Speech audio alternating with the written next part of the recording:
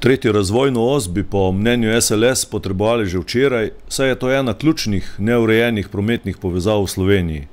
Ta os bo povezovala Koroško, Šaleško, Savinjsko, Kozjansko, Posavsko, Zasavsko, Dolenjsko in Belokranjsko regijo z avtocestnim omrežjem. Predstavljala bo pa tudi pomembno povezavo s sosednjima državama Avstrijo in Hrvaško. Tretja razvojna os bo tako izboljšala prometno varnost in pretočnost prometa, zmanjšala bo obremenitev na lokalnih cestah ter zelo skrajšala potovalni čas. Razvojna os pa ni samo cestna povezava, ampak gre za dolgoročni razvoj celotnega območja, skozi katerega bo potekala. Pri načrtovanju razvojne osi so še posebej pomembni vidiki gospodarstva, prometa in turizma v povezavi s kulturno krajino, naravo, kulturno dediščino in razvojem okolja. Gospodarsko manj razviti deli Slovenije bodo tako dobili možnost hitrejšega razvoja.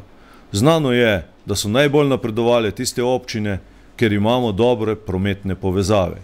Začele so se graditi obrtne cone in krepiti lokalni centri, na ta način pa se ohranja poselitev in kakovost življenja na določenem območju. V Slovenski ljudski stranki se zavedamo, da je izgradnja tretje razvojne osi in s tem izgradnja ostale infrastrukture, ki se nanaša na razvoj gospodarstva, razvojnih poslovnih con, razvoj turizma in boljšo energetsko ter informacijsko povezavo, ključnega pomena za napredek. Zato se v Slovenski ljudski stranki zavzemamo in podpiramo vsa prizadevanja za čimprejšnjo izgradnjo tretje razvojne osi, saj želimo pripomoči k napredku in skladnejšemu razvoju celotne Slovenije.